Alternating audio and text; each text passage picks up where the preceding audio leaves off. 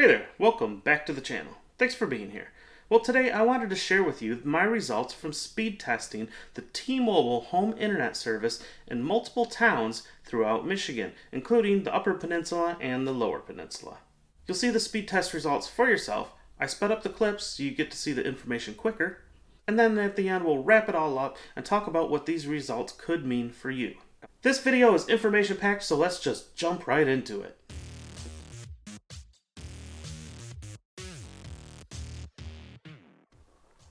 These speed tests were done on the newer gateway from T-Mobile, the 5G gateway that Nokia makes. It's a gray cylinder that people call a trash can. The gateway does have a backup battery right inside of it, but as you know from my previous videos, it tends to slow itself down. It must be trying to conserve battery, so I didn't want that to skew the speed test because normally you're going to be using this plugged in. So my solution was this thing. Just takes the Ryobi battery, plug it in, and you can plug whatever you want right into here up to 150 watts. One concern might be that this is a modified sine wave inverter, and that could affect the use of electronics. But I don't think that'll affect our speed testing because this is essentially just charging the battery, and the gateway itself is running off its own internal battery. I forgot to mention that the tests that you're going to see were done on an iPhone 12 Pro Max with Wi-Fi Assist off, which means that the speeds that you see are based on the T-Mobile home internet service. They're not from the LTE or 5G data on the phone itself. Alright guys, this is our setup. Everything's in the back of the truck with the luggage, and we're going to plug the T-Mobile home internet gateway into the Ryobi inverter. Our journey begins in Marquette, Michigan, which is way up in the northern reaches of the Upper Peninsula. You can see that we have about 2 bars of 5G.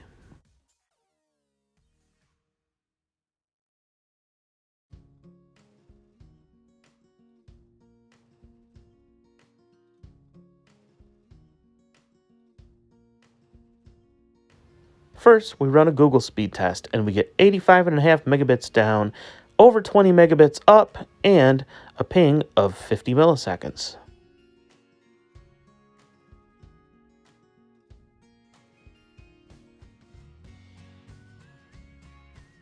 We test again, and the ping is about the same, but the other numbers are significantly lower. We have 66 down and 13.3 up. We test on fast.com and get 80 megabits. We test again and get 81.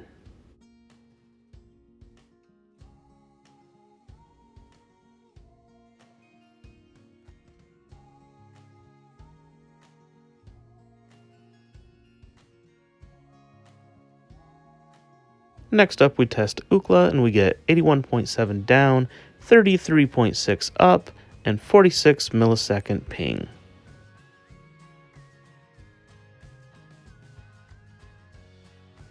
Second go around with Ookla, and our numbers are a little bit better. We get a 84.6 down and a 38.6 up and a 45 millisecond ping. Next up, we're in Gwinn, Michigan, so still in the Upper Peninsula. We still have 2 bars of 5G, so let's turn on the Wi-Fi and go for it.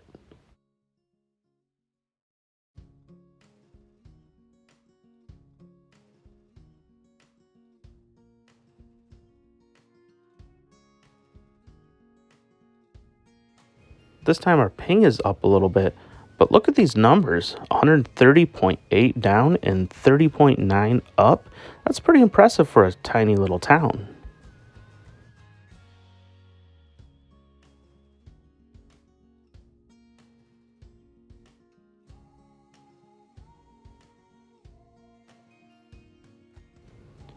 We test again, and this time we're at 117.2 down, 12.0 up, and 53 millisecond ping. We get an 89 on fast.com. Testing again on fast.com, we get 93.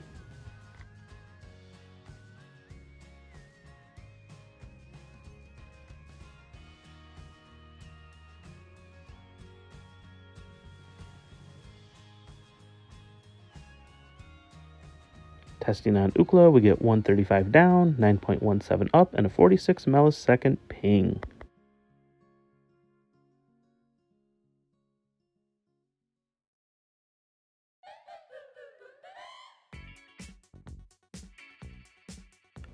Running another Ookla test, and we get 121 down, 18.8 up, and a 46 millisecond ping.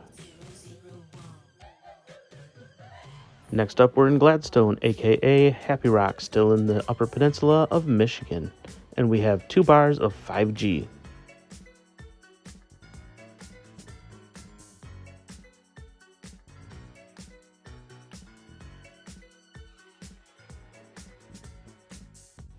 In our first Google test, we get just over 6 megabits down and just over 1 megabit up and 70 milliseconds, so a lot slower than our other test. The next test essentially doubles both the download and upload speeds and lowers our ping time, so a better result, but still not as good as some of the other cities.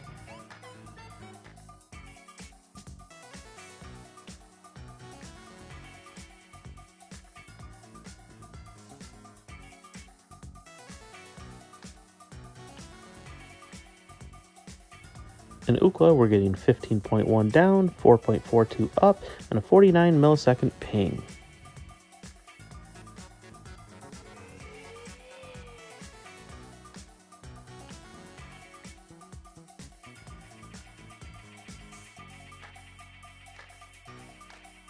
Then we get 17.3 down, 4.14 up, and a 57 millisecond ping. We run 2 tests on fast.com, and we get 5.7 on the first one, and then we get 5.9 on the second one.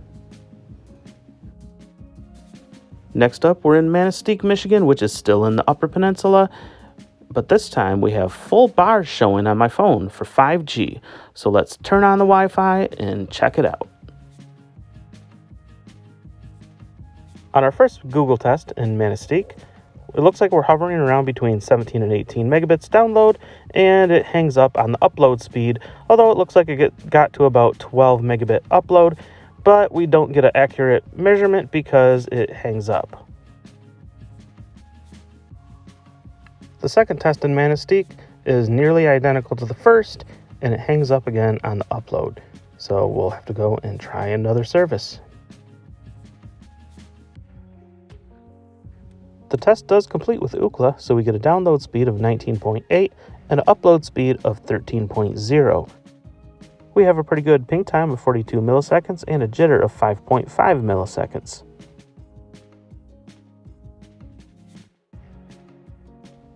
We run 2 speed tests on fast.com, and we get 16 on the first one and 13 on the second one. Next up, we cross back over Mighty Mac, which is the Mackinac Bridge, to go back to the Lower Peninsula of Michigan.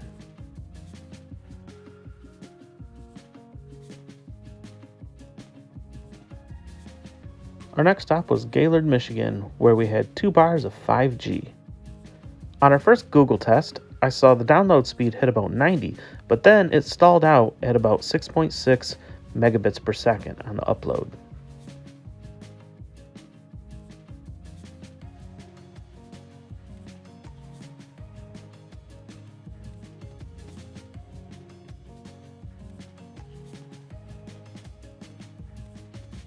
Our second Google test made it all the way through.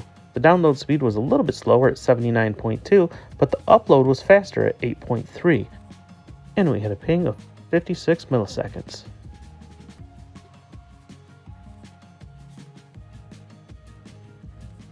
Jumping over to Ookla, we have a download speed of 92.1, and our upload speed is 4.68.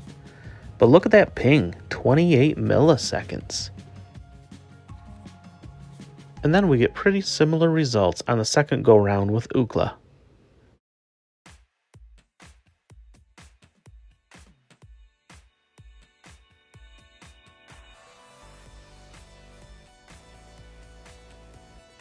And with fast.com, we hit 75 megabits per second in Gaylord, Michigan.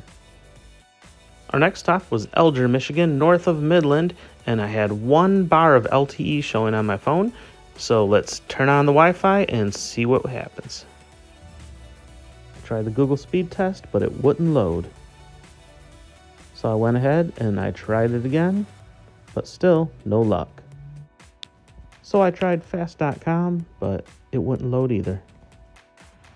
So I thought, well, why not? Let's try Ookla. But no luck there. I tried it again, still no luck. Alright, let's talk about our results and what these can mean. As you've seen, the results can vary greatly from town to town, and they can even vary quite a bit from one test and then a test run not even a minute later. Anytime you're talking about a wireless solution compared to a wired solution, whether that's Bluetooth earbuds versus wired earbuds, or wiring your laptop into your router versus using Wi-Fi, or yes, a long distance wireless solution like this as compared to DSL or cable, you have some variance in the results over time because there are many factors that can affect a wireless solution. All those wireless solutions that I just mentioned all come down to radio waves. They're just using different frequencies and different protocols. Radio waves can be impacted by many different factors, such as interference from other radio waves. Objects that are in the way can also impact radio waves, and the thickness and the material of those objects plays an important role as well. If you're listening to something on wireless earbuds and you want to read something and you pick up that piece of paper and it's between your phone and your earbuds, you're probably not going to notice any drop-off. But on the other hand, if you're in your living room and you leave your phone on the table and you walk in the kitchen to get a glass of water and you have a brick wall, maybe a cupboard full of dishes or a refrigerator in the way, that can really affect the reception between your phone and your earbuds. I'll sometimes listen to WRIF, which is a radio station out of Detroit.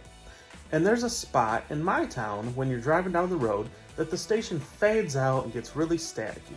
Now, it's only for like 30 seconds, but obviously there's something there that is interfering with the signal.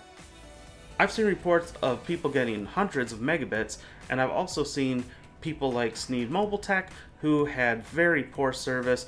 He had occasionally good service and mostly bad service, and he ended up sending his back. So the bottom line is, your mileage may vary. What we found from this testing is that if you threw out the one spot where none of them were working at all at that time, then even the slowest of the speeds that we tested would be fine for streaming Hulu or Netflix or anything like that. The data from this testing would suggest that in most of these spots, the T-Mobile home internet would have plenty of speed to handle several devices being online, whether that's browsing the web or streaming. Now for gaming, you have to add ping or latency to the mix because that's a very important metric. And so when you have a signal that can occasionally dip down, even for half a second, that could be at the wrong time for you in your game. So that's a consideration, but I've been pretty happy so far. So this is definitely superior and cheaper than most of the satellite providers. However, it's probably not going to be as fast if you have cable or Fios available in your area. But for me, it's been more than good enough for streaming on multiple devices and having different smart home devices connected as well, such as cameras, a video doorbell, and other things like that. So if you're in Michigan, I would definitely say that this service is worth a try. Do me a favor and give me a like or dislike, and let me know in the comments what you think.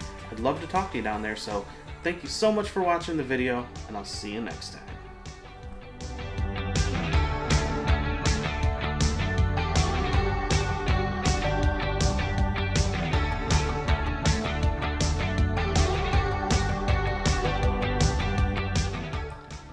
You'll see the speed test.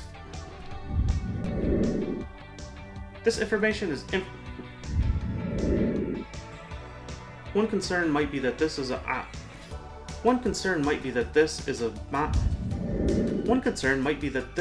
modified sideway.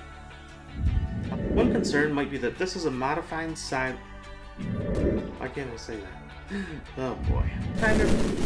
Anytime you're talking about a wireless, most of the spots that I tested, that the T-Mobile home internet would provide pretty good coverage for multiple users